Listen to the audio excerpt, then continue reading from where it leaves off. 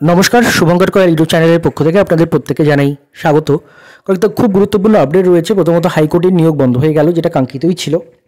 OBC case নিয়ে নতুন কিছু জটিলতা তৈরি হয়েছে, এইগুলো নিয়ে আজকে আলোচনা থাকবে। চলুন শুরু করা যাক। প্রথম, ওবিসি কেস নিয়ে নতুন কি জটিলতা তৈরি হয়েছে এটা নিয়ে বলি।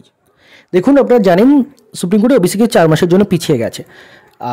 মামলাকারীদের তরফ থেকে মানে রাজ্য সরকার এবং ব্যাকওয়ার্ড ক্লাস কমিশনের তরফ থেকে advocate Kapil Sibal, honourable advocate Kapil Sibal, তিনি কিন্তু 4 মাসের তিনি কিন্তু ডেট চেয়েছিলেন জুলাই মাস পর্যন্ত, কারণ রাজ্য একটা সমীক্ষা করছে যে কারা ওবিসি নয়।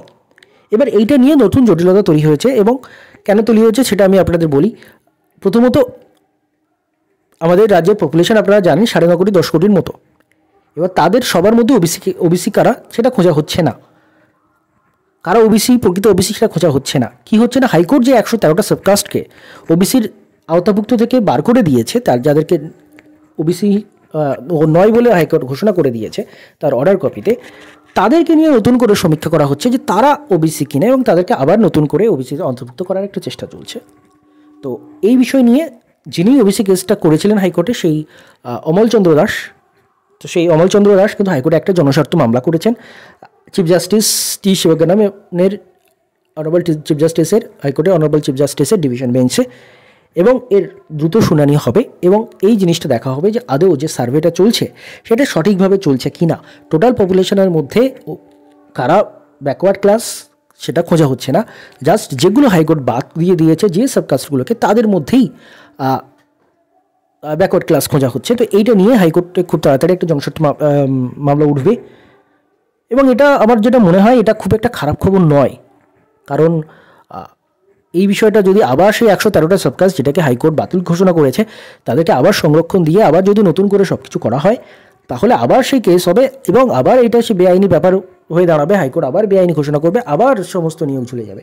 তাই যখন হচ্ছে সার্ভে, সব কাছে মানে ওয়েস্ট বেঙ্গলের টোটাল পপুলেশন নিয়ে সার্ভে হোক, কারা প্রকৃত ওবিসি তাদেরকে চিহ্নিত করা হোক, এবং তাদেরকেই সংরক্ষণ দেওয়া হোক, ধর্ম, দল, মত নির্বিশেষে। তো এই মামলাটা খুব তাড়াতাড়ি হাইকোর্টে উঠবে। এটা জটিলতার থেকে বলা ভালো, যে জটিলতা কাটানোর একটা মামলা আমার যেটা মনে হয়েছে। আমি খুব একটা কোনো নিজের মতামত রাখছি না এখানে। এবং এর সাথে সাথে আজকে হাইকোর্টের নিয়োগ বন্ধ হয়েছে। তার আগে আপনারা জানেন, এটা আমি কমিউনিটিতে দিয়েছিলাম, ওয়েস্ট বেঙ্গল কোঅপারেটিভ সার্ভিস কমিশনের নিয়োগ বন্ধ হয়েছে, কারণ এটা নিয়েই কিন্তু হাইকোর্টে মেনলি আবার কেস হয়েছিল। 12 তারিখে শুনানি হয়েছিল, আপনারা জানেন। সেখানে রাজ্যের মুখ্য সচিবকে ডেকে পাঠানো হয়েছিল যে এই ওবিসি কেস কোর্ট বলে দিয়েছে যে আপনাদের নিয়োগ করতে কোনো বাধা নেই, কিন্তু নিয়োগ করতে হবে 2010 সালের আগে ওবিসি যে রুল ছিল সেটা অনুযায়ী। কিন্তু বর্তমানে অথরিটি সেটা করছে না। তারা যে ওবিসির যে রুলসটা হাইকোর্ট যেটাকে নাল অ্যান্ড ভয়েড ঘোষণা করেছে, সেটাতেই সেই রুলসটা ফলো করে নিয়োগ করছে, যার ফলে কিন্তু এই জটিলতা। এবং তার ফলে আগের দিন হাইকোর্ট এটা নিয়ে বলেছেন রাজ্যের চিফ সেক্রেটারিকে, আপনারা সেটা লাইভে সবাই দেখেছেন আশা করি।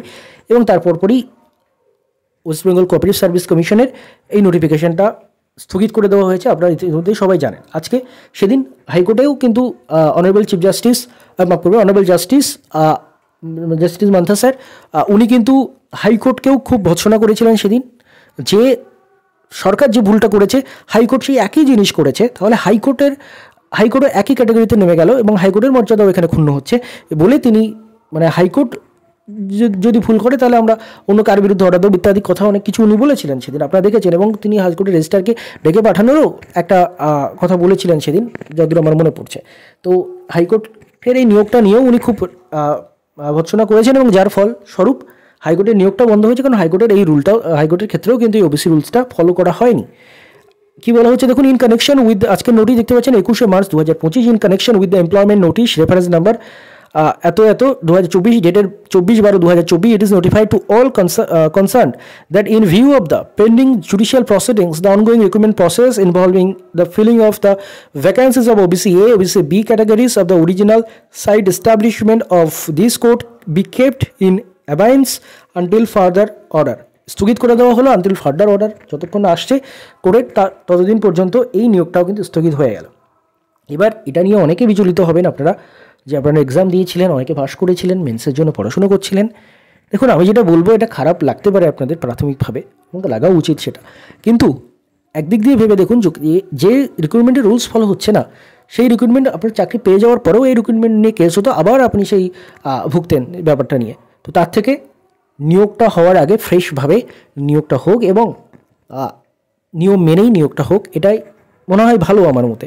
তাই আজকে যে খবরগুলো এগুলো নিয়ে বিশাল মন খারাপ, হার্টব্রেক, বিনা মেঘে বজ্রপাত ইত্যাদির মতো কিছু হয়নি, ইত্যাদির টাইটেল দিয়ে ভিডিও বানানোরও কিছু হয়নি। তো এটা কাঙ্ক্ষিত ছিল, এটা জানতাম আমরা সবাই, প্রত্যেকেই জানতাম। এটা মানে বিনা মেঘে বজ্রপাতের মতো কোনো ব্যাপার নেই। 12 তারিখে যে শুনানি সেটা যদি দেখে থাকেন আপনি জানতেন যেগুলো হতো। এটা অফিসিয়ালি আজকে নোটিশটা এসেছে। আমাদের সবথেকে কনসার্ন বিষয় যেটা, যে এই যে সার্ভে হচ্ছে, সুপ্রিম কোর্ট যে সময় দিয়েছে সার্ভের জন্য, এর মধ্যে যে সার্ভেটা হবে সেটা যেন ওই 113টা সাবকাস্ট না হয়, টোটাল পপুলেশনকে নিয়ে দল ও মত, ধর্ম, বর্ণ নির্বিশেষে কারা অরিজিনালি ব্যাকওয়ার্ড ক্লাস সেটা চিহ্নিত করে যারা সংরক্ষণ পাওয়ার যোগ্য তাদেরকেই সংরক্ষণ দিয়ে যাতে নিয়ম পুরোপুরি ফলো করে নতুনভাবে রিক্রুটমেন্ট করা হয়, যাতে আর এই কেস ওই কেসের জন্য রিক্রুটমেন্ট ঝুলে যাচ্ছে ইত্যাদি যেন ভবিষ্যতে না হয়। তো আমাদের সেটাই কামনা থাকবে যে এই সার্ভেটা, এবং তার জন্য ওই যে অমলচন্দ্র দাসের মামলা যেটা উনি জনস্বার্থ মামলা রিসেন্টলি করেছেন, যে সার্ভেটা সঠিকভাবে হচ্ছে না, সার্ভেটা যেন সঠিকভাবে হয় সেই জন্যই মামলাটা। তো এইগুলো ব্যাপারগুলো ক্লিয়ার করে যেন জুলাই মাসে যখন কেসটা ওঠে তখন যেন ফাইনাল কিছু একটা ভার্ডিক্টে চলে আসে, কারণ ছাত্রছাত্রীরা সহ্য করতে পারছে না যে একটা জিনিস যেটা নিয়ে ইচ্ছে করে ডিলে করা হচ্ছে অথরিটির তরফ থেকে। তো সেটা এবার মিটে যাওয়া উচিত। ধন্যবাদ আপনাদের সবাইকে ভিডিওটি মন দিয়ে দেখার জন্য।